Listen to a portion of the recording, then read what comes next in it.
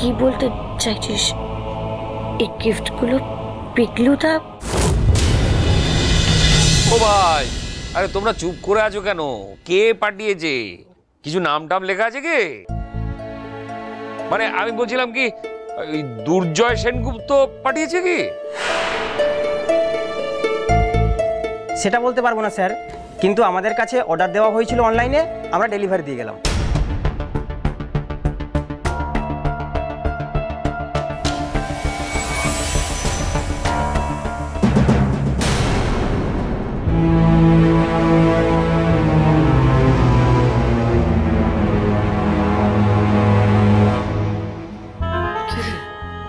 জন্মদিনের দিন মুখটা এরকম কেন করে রেখেছিস তুই? কিছু ভাবছিস? তোর টেনশন হচ্ছে কোনো? আমার না কেমন একটা অস্বস্তি হচ্ছে জানিস তো।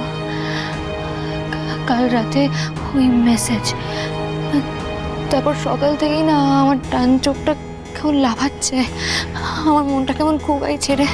ধুর, তোর মুখে এসব কথা মানায় বল? তুই তো এসব কোনোদিনও মানতিস না, তাহলে আজকে কেন পাত্তা দিচ্ছিস? শোন না, আমার মনে হচ্ছে এই গিফটগুলো যে সে পাঠায়নি রে, আর দুর্জয় তো নয়। মানে মানে তুই কি বলতে চাইছিস? এই গিফটগুলো পিকলুদা?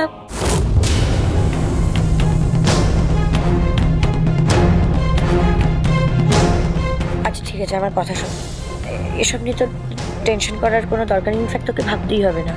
দেখ, তুই তো কোনো অন্যায় করিসনি। কে গিফট পাঠিয়েছে তাদের তোর কি? কেউ কিছু যদি জিজ্ঞেস করে সব সত্যি সত্যি বলে। হ্যাঁ, তাহলেই আর কোনো প্রবলেম থাকবে না। তুই বলছিস দেব, তার মানে তুই তোর দিব্যি তুলে নিচ্ছিস?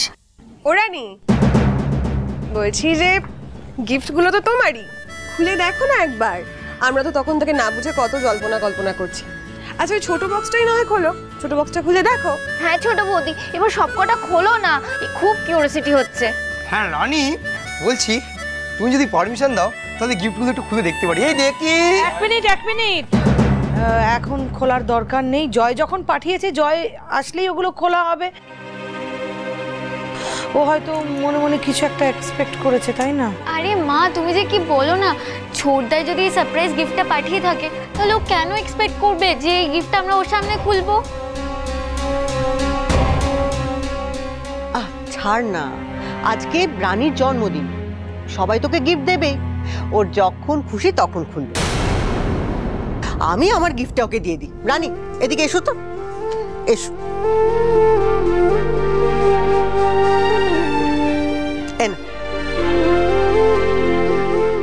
Happy birthday.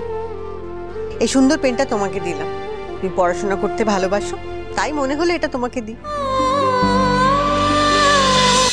তোমাদের রানী সোম থেকে রবি প্রতিদিন সন্ধ্যে ৬টায় স্টার জলসায় ও ডিজনি প্লাস হটস্টারে।